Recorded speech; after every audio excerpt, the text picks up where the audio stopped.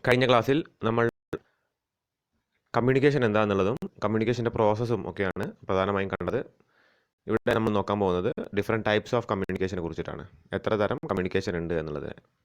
Okay, പ്രധാനമായും കമ്മ്യൂണിക്കേഷനെ രണ്ട് തരത്തിലാണ് തരംതിരിച്ചിരിക്കുന്നത്. ഒന്ന് ഫോർമൽ കമ്മ്യൂണിക്കേഷനും ഒന്ന് ഇൻഫോർമൽ കമ്മ്യൂണിക്കേഷനും. ഔപചാരികമായിട്ടുള്ള ആശയവിനിമയം, പിന്നെ അനൗപചാരികമായിട്ടുള്ള ആശയവിനിമയം. ഓക്കെ, അപ്പോൾ എന്താണ് ഫോർമൽ കമ്മ്യൂണിക്കേഷൻ എന്ന് നോക്കാം. Formal communication are the one which flows through official channel. അതായത് ഒരു ഒഫീഷ്യൽ ചാനലിലൂടെ ഒഴുകുന്ന കമ്മ്യൂണിക്കേഷനെയാണ് ഫോർമൽ കമ്മ്യൂണിക്കേഷൻ എന്ന് പറയാം.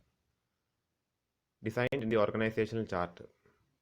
It may take place between superior and subordinate. ഇതധികം നടക്കുക ഒരു സുപ്പീരിയറും ഒരു മേലുദ്യോഗസ്ഥനും ഒരു കീഴുദ്യോഗസ്ഥരും തമ്മിലാണ് അധികം ഫോർമൽ കമ്മ്യൂണിക്കേഷൻ നടക്കുക. And subordinate and superior or among the same cadre of employees. എന്നെങ്കിൽ ഒരേ റാങ്കിലുള്ള രണ്ട് എംപ്ലോയീസ് തമ്മിലും ഫോർമൽ കമ്മ്യൂണിക്കേഷൻ നടക്കും. അതായത് ഒരു സംഗതി രേഖാമൂലം അറിയിക്കാതെ നമ്മൾ പറയും. അപ്പോൾ അതിനൊരു ഫോർമൽ ചാനൽ വഴി ചെയ്യണം.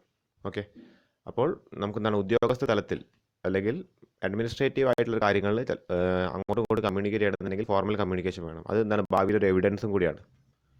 These communications can be oral or in writing and are generally recorded and filed in the office. അപ്പോൾ ഇത്തരം കമ്മ്യൂണിക്കേഷൻ ഇപ്പോൾ ഒരു മീറ്റിങ്ങിലാണെങ്കിൽ ഓറൽ കമ്മ്യൂണിക്കേഷൻ നടക്കുക. അങ്ങോട്ടും ഇങ്ങോട്ടും ചർച്ചകൾ ചെയ്യുമ്പോൾ ആദ്യം സുപ്പീരിയർ പറയും, പിന്നെ ഓരോരുത്തരുടെ അഭിപ്രായങ്ങൾ പറയും, സബോർഡിനേറ്റ്സിൻ്റെ അഭിപ്രായങ്ങൾ പറയും, അതൊക്കെ ഞാൻ റെക്കോർഡ് ചെയ്യുകയും ചെയ്യും.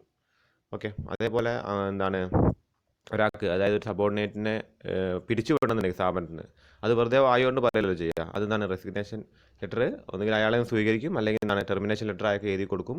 അങ്ങനെ അതൊരു ഫോർമൽ ചാനലിലൂടെയാണ് എന്ത് കമ്മ്യൂണിക്കേഷൻ ചെയ്യുക. അതേപോലെ തന്നെ ഒരാളെ പ്രൊമോഷൻ ചെയ്യണമെങ്കിലോ ട്രാൻസ്ഫർ ചെയ്യണമെങ്കിലോ ഒക്കെ എന്താണ് അത് ഒരു ഫോർമൽ ആയിട്ടുള്ള ലെറ്റർ ആയിട്ടാണ് കൊടുക്കുക. ഓക്കെ, ഇനി ഓറൽ ആണെങ്കിലും എന്താണ് അതിനൊരു ചാനൽ ഉണ്ടാവും, ഒരു ഫോർമൽ ചാനൽ ഉണ്ടാവും. അടുത്ത പാരഗ്രാഫ് ശ്രദ്ധിക്കാം. Formal communication may be further classified as vertical communication and horizontal communication. Vertical communication എന്നും ഹൊറിസോണ്ടൽ കമ്മ്യൂണിക്കേഷൻ എന്നും ഫോർമൽ കമ്മ്യൂണിക്കേഷനെ തരംതിരിക്കുന്നുണ്ട്. കമ്മ്യൂണിക്കേഷൻ നമ്മൾ പ്രധാനമായും ഫോർമൽ ഇൻഫോർമൽ ആയിട്ട് തരംതിരിക്കുന്നു. ഫോർമൽ കമ്മ്യൂണിക്കേഷനെ രണ്ട് തരത്തിൽ തരംതിരിക്കുന്നു. ഒന്ന് വെർട്ടിക്കൽ കമ്മ്യൂണിക്കേഷനും ഒന്ന് ഹൊറിസോണ്ടൽ കമ്മ്യൂണിക്കേഷനുമായിട്ട്. എന്താണ് വെർട്ടിക്കൽ കമ്മ്യൂണിക്കേഷൻ എന്ന് നോക്കാം. Vertical communications as the name suggest, പേര് സജസ്റ്റ് ചെയ്ത പോലെ തന്നെ എന്താണ് വെർട്ടിക്കലി ആണ് മൂവ് ചെയ്യുക. അതായത് ഉയർന്ന ഉദ്യോഗസ്ഥരും താഴ്ന്ന ഉദ്യോഗസ്ഥരും തമ്മിലാണ് വെർട്ടിക്കൽ കമ്മ്യൂണിക്കേഷൻ നടക്കുക. പിന്നെ എന്താണ് upward communication refers to the flow of communication from a subordinate to a superior, whereas downward communication flow from superior to subordinate. അതായത് ഇപ്പോൾ രണ്ട് വ്യക്തികളുണ്ടെങ്കിൽ, അതായത് ഇപ്പോൾ ഒരു സബോർഡിനേറ്റ് ഉണ്ട്, സുപ്പീരിയർ ഉണ്ട്, അതേപോലെ ഒരു സബോർഡിനേറ്റ് ഉണ്ട്, ഒന്നല്ല ഒന്നിൽ കൂടുതൽ സബോർഡിനേറ്റ്സ് ഉണ്ട് എന്ന് വെക്കുക. അപ്പോൾ ഇയാൾ ഇങ്ങോട്ടേക്ക്, അതായത് സുപ്പീരിയർക്ക് എന്തെങ്കിലും ആശയവിനിമയം നടത്തുകയാണെങ്കിൽ അതിനെ അപ്വേർഡ് കമ്മ്യൂണിക്കേഷൻ എന്നും, ഇയാൾക്ക് എന്തെങ്കിലും ഐഡിയാസ് പറഞ്ഞു കൊടുക്കുക അല്ലെങ്കിൽ എന്തെങ്കിലും ഒരു കമ്മ്യൂണിക്കേഷൻ നടത്തുകയാണെങ്കിൽ അതിനെ ഡൗൺവേർഡ് കമ്മ്യൂണിക്കേഷൻ എന്നാണ് അറിയപ്പെടുന്നത്. അടുത്ത പാരഗ്രാഫ് ശ്രദ്ധിക്കാം. Application for grant of leave, submission of a progress report, request of loan are some of the examples of upward communication. അതായത് ലീവിനുള്ള ആപ്ലിക്കേഷൻ കൊടുക്കുക, പിന്നെ എന്താണ് ഒരു പ്രോഗ്രസ് റിപ്പോർട്ട്, എന്തെങ്കിലും റിപ്പോർട്ട് സബ്മിറ്റ് ചെയ്യുക, പിന്നെ അതേപോലെ ലോണിനൊക്കെ വേണ്ടിയുള്ള റിക്വസ്റ്റുകൾ കൊടുക്കുക. അപ്പോൾ ഇതൊക്കെ എന്തിലാണ് വരിക, അപ്വേർഡ് കമ്മ്യൂണിക്കേഷനിലാണ് വരിക. അത് കഴിഞ്ഞിട്ട് sending notice to employees to attend a meeting, delegating work to subordinate, informing them about the company policies are some examples of downward communication. അപ്പോൾ ഇത്തരം കാര്യങ്ങൾ, അതായത് എംപ്ലോയീസിന് നോട്ടീസ് അയക്കുക, പിന്നെ എന്താണ് ഓരോരുത്തർക്കായിട്ട് ജോലി വീതിച്ചു കൊടുക്കുക. ഡെലിഗേറ്റിംഗ് വർക്ക് എന്ന് വെച്ചാൽ ജോലി വീതിച്ചു കൊടുക്കുക എന്നുള്ളതാണ്. Informing them about the company policy, company പോളിസിയെ കുറിച്ചുള്ള കാര്യങ്ങൾ ഇൻഫോം ചെയ്യുക. അപ്പോൾ ഇതൊക്കെ ഡൗൺവേർഡ് കമ്മ്യൂണിക്കേഷനിൽ വരുന്ന കാര്യങ്ങളാണ്. അപ്പോൾ നമ്മൾ നേരത്തെ വെർട്ടിക്കൽ കമ്മ്യൂണിക്കേഷനെ കുറിച്ചിട്ടാണ് കണ്ടത്. ഇനി അടുത്തത് ഹൊറിസോണ്ടൽ കമ്മ്യൂണിക്കേഷൻ. ഹൊറിസോണ്ടൽ കമ്മ്യൂണിക്കേഷനും ഫോർമൽ കമ്മ്യൂണിക്കേഷൻ അണ്ടറിൽ വരുന്ന ഒരു ടൈപ്പ് ഓഫ് കമ്മ്യൂണിക്കേഷൻ ആണ്. അപ്പോൾ എന്താണ് ഹൊറിസോണ്ടൽ കമ്മ്യൂണിക്കേഷൻ എന്ന് നോക്കാം. Horizontal or lateral communication takes place between one division and another. അതായത് ഒരേ ലെവലിലുള്ള രണ്ട് ഡിവിഷൻസ്, ഇപ്പോൾ പർച്ചേസ് ഡിപ്പാർട്ട്മെൻറ്റും സെയിൽസ് ഡിപ്പാർട്ട്മെൻറ്റും തമ്മിലൊരു കമ്മ്യൂണിക്കേഷൻ നടക്കുകയാണെങ്കിൽ അതിനെ ഹൊറിസോണ്ടൽ കമ്മ്യൂണിക്കേഷൻ എന്ന് പറയാം. അത് അപ്വേർഡും ഡൗൺവേർഡും അല്ല, അതൊരു രണ്ടുപേർക്കും ഏകദേശം ഒരേ റാങ്കാണ് എന്തുണ്ടാവുക, ഒരു സ്ഥാപനത്തിലുണ്ടാവുക, ഒരു ബിസിനസ് സ്ഥാപനത്തിലുണ്ടാവുക. അതെ, അല്ലെങ്കിൽ ഒരേ റാങ്കിലുള്ള രണ്ട് ഉദ്യോഗസ്ഥർ തമ്മിൽ കമ്മ്യൂണിക്കേറ്റ് ചെയ്യുന്നതിനാണ് ഹൊറിസോണ്ടൽ കമ്മ്യൂണിക്കേഷൻ എന്ന് പറയാം. ഓക്കെ, അതായത് ഇപ്പോൾ ഒരേ റാങ്കിലുള്ള രണ്ട് വ്യക്തികൾ, അപ്പോൾ ഇവർ തമ്മിലുള്ള കമ്മ്യൂണിക്കേഷനെയാണ് ഹൊറിസോണ്ടൽ കമ്മ്യൂണിക്കേഷൻ എന്ന് പറയാം. അത് കഴിഞ്ഞിട്ട് for example a production manager may contact the finance manager to discuss the delivery of raw material. Okay, അപ്പോൾ ഇത്രയും കാര്യങ്ങളാണ് ഫോർമൽ കമ്മ്യൂണിക്കേഷനിൽ പറയാനായിട്ടുള്ളത്. ഇനി അടുത്തത് ഇൻഫോർമൽ കമ്മ്യൂണിക്കേഷനെ കുറിച്ചിട്ടാണ് പറയാനായിട്ടുള്ളത്. Okay, informal communication is casual communication between co workers in the work place. അതായത് ഫ്രണ്ട്ലി ടോക്ക്, അതാണ് informal communication. Okay, it is unofficial in nature, അത് വളരെ അൺഒഫീഷ്യലാണ്. It is based on in the informal and social relationship that are formed in a work place outside of the normal hierarchy of business structure. അതായത് ഇപ്പോൾ നമ്മൾ ഫ്രണ്ട്സായിട്ടൊക്കെ നമ്മൾ normally ഫാമിലിയൊക്കെ ആയിട്ട് സംസാരിക്കുന്നതാണ് ഇൻഫോർമൽ കമ്മ്യൂണിക്കേഷൻ ആണ്. ഓക്കെ, നമ്മൾ മനുഷ്യന്മാർ ഏറ്റവും കൂടുതൽ കമ്മ്യൂണിക്കേറ്റ് ചെയ്യുന്നത് ഇൻഫോർമൽ രീതിയിലാണ് കമ്മ്യൂണിക്കേറ്റ് ചെയ്യുന്നത്. ഓക്കെ, അടുത്ത ചോദ്യം, what are different barriers to communication? കമ്മ്യൂണിക്കേഷൻ്റെ ബാരിയേഴ്സ് എന്തൊക്കെയാണെന്നുള്ളതാണ്. തടസ്സങ്ങൾ, ബാരിയേഴ്സ് എന്ന് വെച്ചാൽ തടസ്സങ്ങൾ എന്തൊക്കെയാണെന്നാണ്. ഉത്തരം ശ്രദ്ധിക്കാം. The communication barriers may prevent communication to carry incorrect meaning due to which misunderstanding may be created. അതായത് കമ്മ്യൂണിക്കേഷൻ ബാരിയർ എന്താണെന്ന് വെച്ചാൽ തെറ്റിദ്ധാരണകൾ വളർത്തുന്ന സംഗതികളാണ്. കമ്മ്യൂണിക്കേറ്റ് ചെയ്യുമ്പോൾ തെറ്റിദ്ധാരണകൾ വളർത്തുന്ന കാര്യങ്ങളാണ് കമ്മ്യൂണിക്കേഷൻ ബാരിയേഴ്സ്. തടസ്സങ്ങൾ വെച്ചുകൊണ്ട് അത് തെറ്റിദ്ധാരണകൾ ഉണ്ടാക്കുക. അതായത് നമ്മളൊരു കാര്യം സംസാരിക്കുന്ന നേരത്തെ പെട്ടെന്നും ഒരു വാക്ക് അതിൽ നിന്ന് മിസ്സായി പോവുക. ബാക്കി, അതായത് ആ വാക്കിൻ്റെ അഭാവത്തിൽ ഒരു തെറ്റിദ്ധാരണ അവിടെ ഉണ്ടാവണം. അപ്പോൾ എന്തായി, അത് communication ബാരിയറായി. Therefore it is essential for a manager to identify such barriers. അപ്പോൾ അങ്ങനത്തെ ബാരിയേഴ്സ് ഐഡൻറ്റിഫൈ ചെയ്യുക എന്നുള്ളത് വളരെ ഇമ്പോർട്ടൻ്റ് ആണ്. And take appropriate measures to overcome them. The barriers to communication in organizations can be broadly grouped as follows. Okay, അപ്പോൾ താഴെ ഇതിൻ്റെ list പറയുന്നുണ്ട്, ഓരോ തരം ബാരിയേഴ്സിനെ കുറിച്ച് പറയുന്നുണ്ട്. അപ്പോൾ അധികവും ഈ ഓർഗനൈസേഷണൽ കമ്മ്യൂണിക്കേഷനിലാണ്, അതായത് മെയിനായിട്ട് ഈ ഫോർമൽ കമ്മ്യൂണിക്കേഷനിലൊക്കെയാണ് ഈ തെറ്റിദ്ധാരണകൾ വരാൻ ചാൻസ്. അപ്പോൾ മാനേജർ പ്രത്യേകം ശ്രദ്ധിക്കണം. കാര്യം ഒരു ഓർഡർ അല്ലെങ്കിൽ ഇന്ന സംഗതി ചെയ്യണം എന്നിട്ട് സബോർഡിനേറ്റ്സിനോട് പറയുന്ന നേരത്ത് ഈ ബാരിയേഴ്സ് ഒഴിവാക്കിക്കൊണ്ട് വേണം കമ്മ്യൂണിക്കേറ്റ് ചെയ്യാനായിട്ട്. അപ്പോൾ ഏതൊക്കെയാണ് different types of barriers in communication എന്ന് നോക്കാം. ആദ്യമായിട്ട് പറയുന്നത് സെമാൻറ്റിക് ബാരിയേഴ്സ്. ഓക്കെ, ആദ്യമായിട്ട് പറയുന്നത് സെമാൻറ്റിക് ബാരിയേഴ്സ് ആണ്. അപ്പോൾ എന്തൊക്കെയാണ് സെമാൻറ്റിക് ബാരിയേഴ്സ് എന്ന് നോക്കാം. These are concerned with problems and obstructions in the process of encoding and decoding of a message into words or impressions. Normally such barriers result due to wrong words, faulty translations, different interpretations. Mainly semantics എന്ന് വെച്ചാൽ linguistic എന്നാണ് ഉദ്ദേശിക്കുന്നത്. അതായത് ഭാഷാപരമായിട്ടുള്ള barriers ആണ്, ഭാഷാപരമായിട്ടുള്ള barriers. Okay, അപ്പോൾ അത്തരം barriers എന്തൊക്കെയാണ്? ഇത് പ്രോബ്ലം, പിന്നെ എന്താണ്, ഈ എൻകോഡിങ്ങിനും ഡീകോഡിങ്ങിലും ഒബ്സ്ട്രക്ഷൻ ക്രിയേറ്റ് ചെയ്യും. എൻകോഡിങ് എന്താണ്, ഒരു മീനിങ് ഫുൾ ഐഡിയയിലേക്ക് മാറ്റുക, ഒരു ഇൻഫർമേഷനെ ഒരു മീനിങ് ഫുൾ ആയിട്ടുള്ള രീതിയിലേക്ക് മാറ്റിയിട്ട് ഒരാളുടെ മുമ്പിൽ പ്രസൻറ്റ് ചെയ്യുന്നതിൻ്റെ പേരാണ് ഇത് എൻകോഡിങ്. അത് വാക്കുകളിലൂടെയാണ്, അല്ലെങ്കിൽ വേറെ എന്തെങ്കിലും വിഷ്വൽ ക്യൂസ് ഒക്കെ യൂസ് ചെയ്തുകൊണ്ട് നമുക്ക് എൻകോഡ് ചെയ്യാം. ഓക്കെ, ഡീകോഡിങ് എന്താണ്, ഈ ഒരു ഐഡിയാസ്, അതായത് ഒരാൾ കമ്മ്യൂണിക്കേറ്റ് ചെയ്യുന്നത് എന്താണെന്ന് മനസ്സിലാക്കിക്കൊണ്ട് നമ്മൾ തിരിച്ചറിയുക, അതാണ് ഡീകോഡിങ് എന്ന് വെച്ചാൽ. അപ്പോൾ എൻകോഡിങ്ങിനെയും ഡീകോഡിങ്ങിനെയും ബാധിക്കും ഈ പറഞ്ഞ സെമാൻറ്റിക് ബാരിയേഴ്സ് ഉണ്ടെങ്കിൽ. ഓക്കെ, അപ്പോൾ normally such barriers result due to wrong words, തെറ്റായ വാക്കുകൾ. പിന്നെ ട്രാൻസ്ലേഷൻ തെറ്റിപ്പോയാൽ, നമുക്കറിയാം രാഷ്ട്രീയക്കാരൊക്കെ അവിടെ പ്രസംഗിക്കാറുണ്ട്. ഹിന്ദിയിൽ പ്രസംഗിക്കുമ്പോൾ ഇവിടെ ട്രാൻസ്ലേറ്റ് ചെയ്യുമ്പോൾ അതിന് ബുദ്ധിമുട്ടുകൾ വരാറുണ്ട്. ചിലപ്പോൾ തെറ്റായ രീതിയിൽ അത് ട്രാൻസ്ലേറ്റ് ചെയ്യുന്നതൊക്കെ നമ്മൾ കാണാറുണ്ട്. ഓക്കെ, അതേപോലെ ഡിഫറെൻറ്റ് ഇൻ്റർപ്രിട്ടേഷൻസ്, അതായത് ഇതിൻ്റെ വ്യാഖ്യാനങ്ങൾ മാറ്റിക്കഴിഞ്ഞാൽ, അതായത് ഇപ്പോൾ ഒരു സംഗതി പറയാണ്, അപ്പോൾ അതിന് വ്യാഖ്യാനങ്ങൾ കൊടുക്കാൻ പറ്റുമെങ്കിൽ, വളരെ സിംബോളിക്കായിട്ടൊരു സംഗതിയൊക്കെ പറഞ്ഞ നേരത്തെ അതിന് വ്യാഖ്യാനങ്ങൾ കൊടുക്കാൻ സാധിക്കും. ഓക്കെ, നമ്മുടെ റിലീജിയസ് ടെക്സ്റ്റുകളിലൊക്കെ ഈ വ്യാഖ്യാനങ്ങളാണ് നമ്മൾ നടത്തുക. അപ്പോൾ റോങ് ഇൻ്റർപ്രിട്ടേഷൻസ് നടത്താൻ പാടില്ല എന്ന് പറയും. ഓക്കെ, അപ്പോൾ അതേപോലെ തന്നെ ഈ ബിസിനസ് കമ്മ്യൂണിക്കേഷനിലും ഈ ഇൻ്റർപ്രിറ്റ് ചെയ്യുമ്പോൾ കൃത്യമായി തന്നെ ഇൻ്റർപ്രിറ്റ് ചെയ്യാം. ഓക്കെ, ഒരു ഉദാഹരണം ഇവിടെ കൊടുത്തിട്ടുണ്ട്. A manager has to communicate with workers who have no knowledge of the English language, and on the other side he is not well conversant with Hindi language. Here the language is a barrier to communication, as the manager may not be able to communicate properly with the workers. Okay, അപ്പോൾ ഇവിടെ പറയുന്നത് എന്താണെന്ന് വെച്ചാൽ, ഒരു മാനേജർക്ക് he wants to communicate with his subordinate. Okay, അപ്പോൾ ഈ മാനേജർക്ക് ഹിന്ദി അറിയില്ല, സബോർഡിനേറ്റിന് ഇംഗ്ലീഷും അറിയില്ല. അപ്പോൾ അവിടെ there is a barrier to communication. Okay, second point, psychological barriers. Second point is psychological barriers. എന്താണ് psychological barriers നോക്കാം. Emotional or psychological factors also act as barrier to communication. The state of mind of both sender and receiver of communication reflects in effective communication. A worried person cannot communicate properly, and an angry recipient cannot understand the message properly. Thus, at the time of communication, both the sender and the receiver need to be psychologically sound. Also, they should trust each other. If they do not believe in each other, they cannot understand each other's message in its original sense. Okay.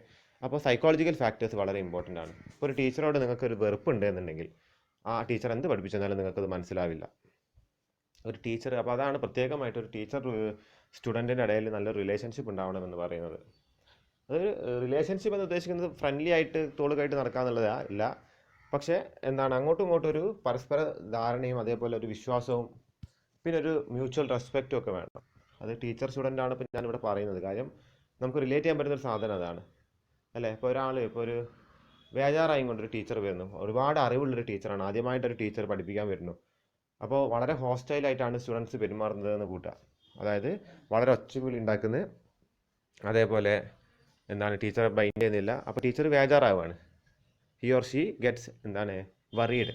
ആ നേരത്തെ ടീച്ചർക്ക് ഒരിക്കലും അവരുദ്ദേശിക്കുന്ന message അല്ലെങ്കിൽ അവരുദ്ദേശിക്കുന്ന informations കുട്ടികൾക്ക് pass ചെയ്യാൻ സാധിക്കില്ല.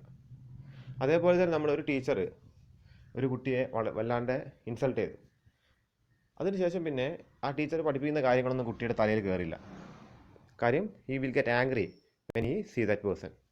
Okay, he or she will get angry while he or she sees that person. Okay, അപ്പോൾ എന്താണ് സൈക്കോളജിക്കൽ ഫാക്ടേഴ്സും വളരെ ഇമ്പോർട്ടൻ്റ് ആണ്. ഓക്കെ, അപ്പോൾ എന്താ പറഞ്ഞത്?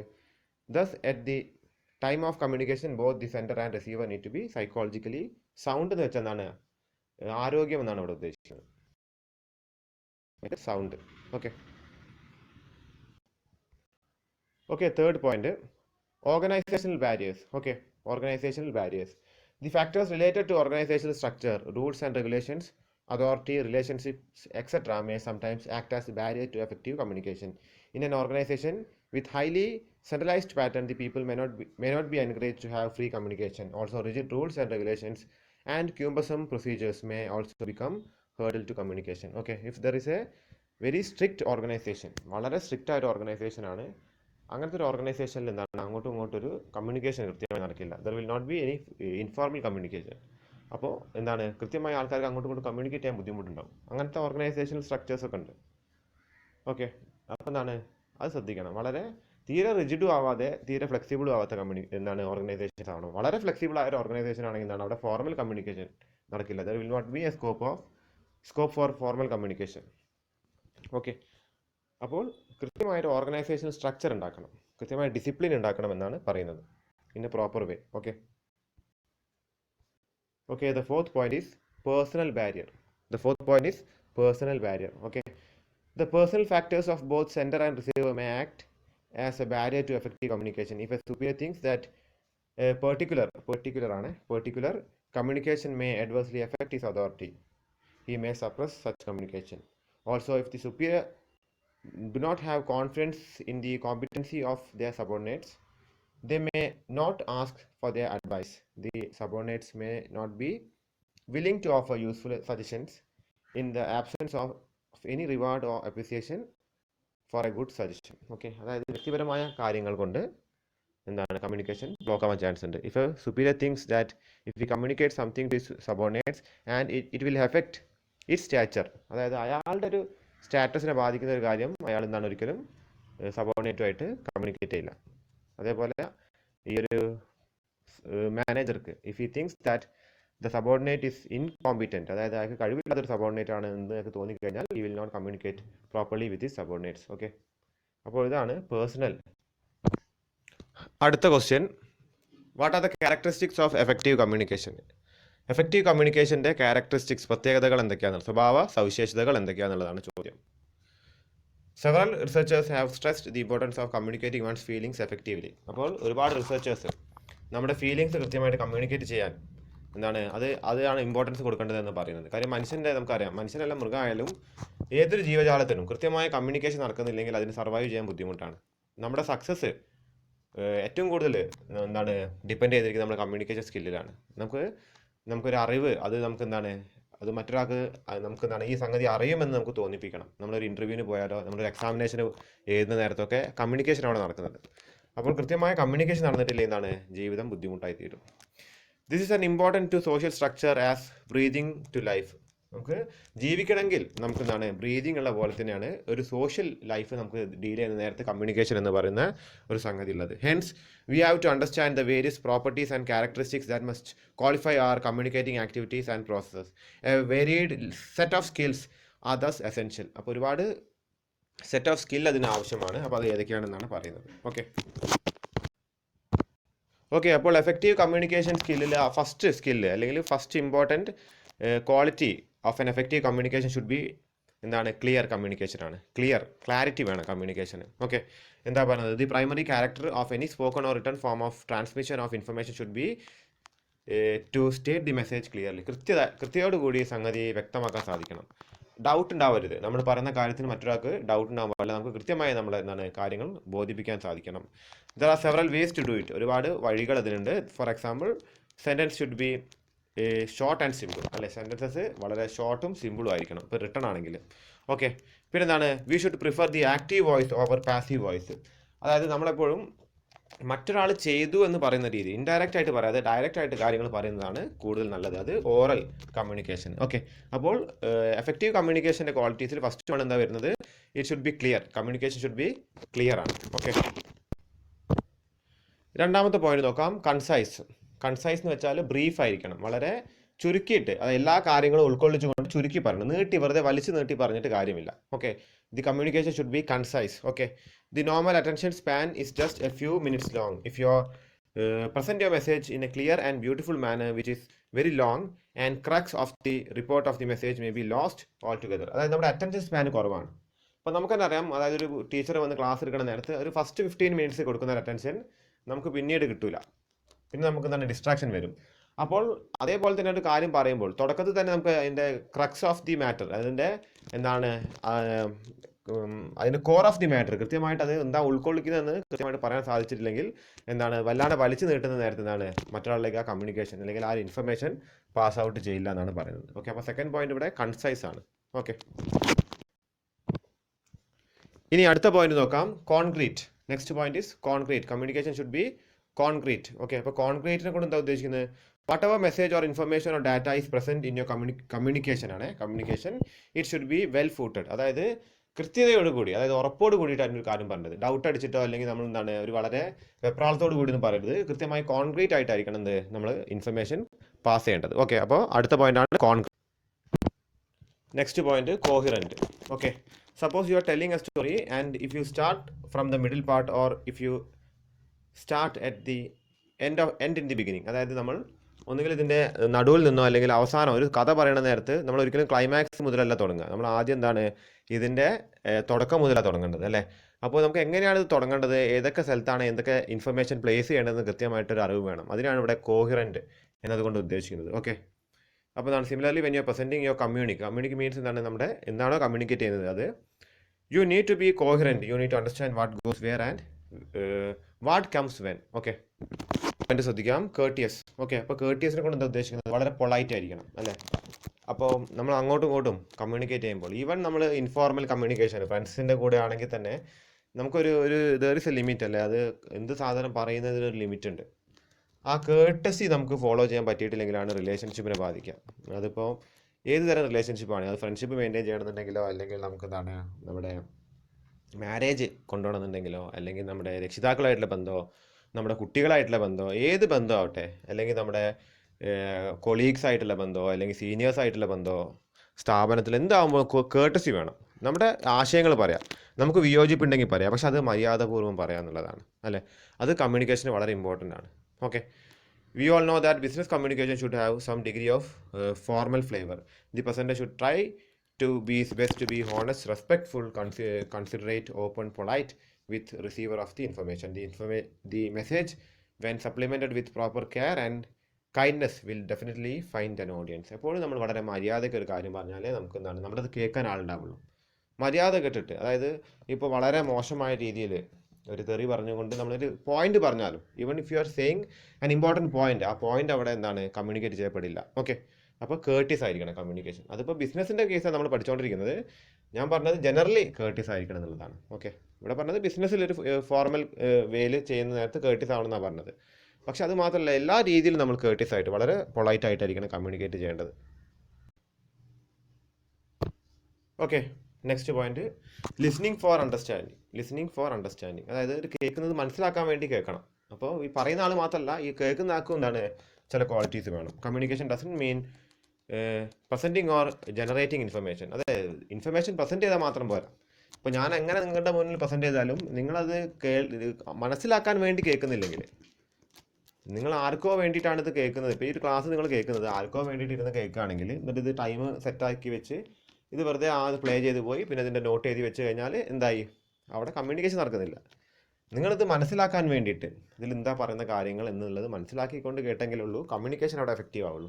അപ്പോൾ ലിസണറുടെ ഭാഗത്തും, അതായത് ഇപ്പോൾ ഒരു ക്ലാസ്സിൽ ടീച്ചറിൻ്റെ ഭാഗത്ത് മാത്രമല്ല കുട്ടികളുടെ ഭാഗത്തും ഒരു ചെറിയൊരു അംശം എന്ത് വരുന്നുണ്ട്, റോള് വരുന്നുണ്ട്. Okay it also means to receive it. In fact an effective communication channel must have transducer, a receiver. The half of the faculty of the process is thus a receiver. For the purpose of effective communication, a receiver should have certain qualifiers. Okay, a good listener will have some qualities. He would be emotionally intelligent and mature, objective in approach and practical. His understanding of the message should not be influenced by his own personal judgment of either the topic or the presenter. A good listener should be able to filter through all these limitations and reach the actual message that the presenter is relaying before them. അല്ലേ? അപ്പോൾ ഇത് നമുക്ക് രാഷ്ട്രീയത്തിലൊക്കെ കാണാവുന്ന ഒരു കാര്യമാണ്. ഒരു രാഷ്ട്രീയ കക്ഷിയിൽ വിശ്വസിക്കുന്ന ഒരാൾ, അല്ലെങ്കിൽ ഒരു മതപരമായിട്ട് ഒരു മതത്തിൽ വിശ്വസിക്കുന്ന ആൾ, അതിനെതിരെ എന്തൊരു ഈ ഫാക്ച്വൽ ഇൻഫർമേഷൻ വന്നാലും, നമ്മൾ വിശ്വസിക്കുന്ന ഐഡിയോളജിക്ക് എതിരെ അല്ലെങ്കിൽ വ്യക്തമായ തെളിവോട് കൂടിയിട്ടൊരു ഫാക്ച്വൽ ഇൻഫർമേഷൻ വന്നാലും നമ്മളതിനെ ഒരിക്കലും അംഗീകരിക്കില്ല. ആരും അതിനെ അംഗീകരിക്കില്ല. നമ്മളത് വിശ്വസിക്കുന്നുണ്ടെങ്കിൽ, അതിനെ അടിയുറച്ച് നമ്മളതിനെ ഫോളോ ചെയ്യുന്നുണ്ടെങ്കിൽ നമ്മളെന്താണ് അതിനെ വിശ്വസിക്കുക. അതേപോലെ തന്നെ നമ്മളിപ്പോൾ ഒരു സിനിമാ നടനെ ആരാധിക്കുന്ന ആൾ അയാൾക്കെതിരെ എന്ത് കേസ് വന്നാലും അല്ലെങ്കിൽ എന്തൊരു ആരോപണം വന്നാലും അത് തെളിവിൻ്റെ അടിസ്ഥാനത്തിലാണെങ്കിൽ പോലും നമ്മൾ എന്ത് ചെയ്യും, അതിനെ തള്ളിക്കളയും. അതായത് നമുക്കവിടെ അത് കേൾക്കേണ്ട ആവശ്യമില്ല. നമ്മളതിനെ ജസ്റ്റ് റിജക്റ്റ് ദാറ്റ് ഇൻഫർമേഷൻ. അങ്ങനത്തെ ഒരു പ്രശ്നമുണ്ട്. അപ്പോൾ ലിസണറും വളരെ ഇമ്പോർട്ടൻ്റ് ആണ്. ഓക്കെ, നെക്സ്റ്റ് പോയിന്റ് പറയുന്നത് focus and attention. Next point focus and attention ആണ്. അപ്പോൾ എന്താ അവിടെ പറയുന്നത് നോക്കാം. Multi tasking is the name of the game these days. However while receiving or transmitting information there should be A certain level of focus. അതായത് focus ഉണ്ടായിരിക്കണം, focus and attention. അല്ലെ, നമ്മൾ അതിനേക്ക് ശ്രദ്ധിക്കണം. ഇപ്പോൾ ഇങ്ങനെ നേരെ നോക്കിയിരുന്നിട്ട് നമുക്ക് എന്താണ് മനസ്സിലാവില്ല. അതായത് ഒരു കുട്ടി നമുക്ക് നേരെ, അതായത് ടീച്ചർ ക്ലാസ് എടുക്കുന്ന നേരത്ത് ഒരു കുട്ടി നമ്മളെ നേരെ നോക്കുന്നത് കൊണ്ട് അത് ഫോക്കസ് എന്നല്ല. ചിലപ്പോൾ തല താത്തിരിക്കുന്ന ഒരു കുട്ടി ചെവി ആണ് എവിടെ കൊടുക്കുന്നത് എന്നുള്ളതാണ്. ചിലപ്പോൾ അടുത്തിരിക്കുന്നവൻ്റെ പറയുന്ന കാര്യമായിരിക്കും ഒരു കുട്ടി ശ്രദ്ധിക്കുന്നത്, നോക്കുന്നത് ടീച്ചറായിരിക്കാം. അയാളെ ഫോക്കസ് എവിടെ പോകുന്നത്, അടുത്തിരിക്കുന്ന ആളടുത്തേക്കാണ്. അത് നമ്മുടെ ക്ലാസ് റൂമിലെ കേസാണ് പറയുന്നത്. അതേപോലെ തന്നെയാണ് ബിസിനസ് കമ്മ്യൂണിക്കേഷൻ. നമുക്ക് ഫോക്കസ് വേണം. ഒരു മാനേജർ ഒരു കാര്യം പറഞ്ഞ നേരത്ത് ഇയാൾ എന്താണ് ഫോണിലേക്ക് നോക്കാനോ അല്ലെങ്കിൽ വേറെ എന്തെങ്കിലും ചിന്തിക്കാനോ ഒന്നും പാടില്ല. അയാൾ എന്താ പറയുന്നത് എന്ന് കൃത്യമായൊരു ധാരണ വേണം. ഓക്കെ, അപ്പോൾ അത് ഫോക്കസ് വളരെ ഇമ്പോർട്ടൻ്റ് ആണ്. എഫക്റ്റീവ്. ഇനി അടുത്ത പോയിന്റ് നോക്കാം, emotional awareness and control. Emotional awareness and control, വൈകാരികമായിട്ടുള്ള ഒരു അവയർനെസ് വേണം. Okay, this is the last but certainly the most important aspect of effective communication. Effective communication വളരെ ഇമ്പോർട്ടൻ്റ് ആയിട്ടുള്ളൊരു ഫാക്ടറാണ്. Emotions will guide you through any situation of life. അപ്പോൾ നമുക്കറിയാം, വികാരങ്ങളാണ് ശരിക്കും പറയുകയാണെങ്കിൽ മനുഷ്യനെ ലീഡ് ചെയ്യുന്നത്. നമ്മുടെ ജീവിതത്തിൽ നമുക്ക് ലീഡ് ചെയ്യുന്ന വികാരങ്ങളാണ്. അപ്പോൾ അതിൻ്റെ അഭാവത്തോടു കൂടി നമ്മൾ ഓൾഡ് ഏജ് ആവുന്ന നേരത്താണ് ഇമോഷൻസിൻ്റെ ഒരു സ്റ്റേജ് കുറഞ്ഞു വരാം. വൈകാരികമായ തലങ്ങൾ കുറഞ്ഞു വരും. നമുക്ക് ദേഷ്യം കുറയും, നമുക്ക് സന്തോഷം കുറയും, അല്ലേ, സങ്കടം ചിലപ്പം കുറയും.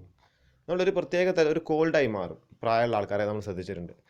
പക്ഷേ നമുക്ക് ഒരു കുട്ടിയായിരിക്കുന്ന കാലത്ത് നമുക്ക് ഇമോഷൻ വളരെ ഹൈ ആയിരിക്കും. ആ ഒരു ഇമോഷൻ ഹൈനെസ് കൊണ്ടാണ് നമുക്ക് വളർച്ച ഉണ്ടാകുന്നത്, നമ്മൾ കാര്യങ്ങൾ അറിയുന്നത്, നമുക്ക് റിലേഷൻഷിപ്സ് വരുന്നത്, ഫ്രണ്ട്ഷിപ്പ് വരുന്നത്, എല്ലാ കാര്യങ്ങളും വരുന്നത്.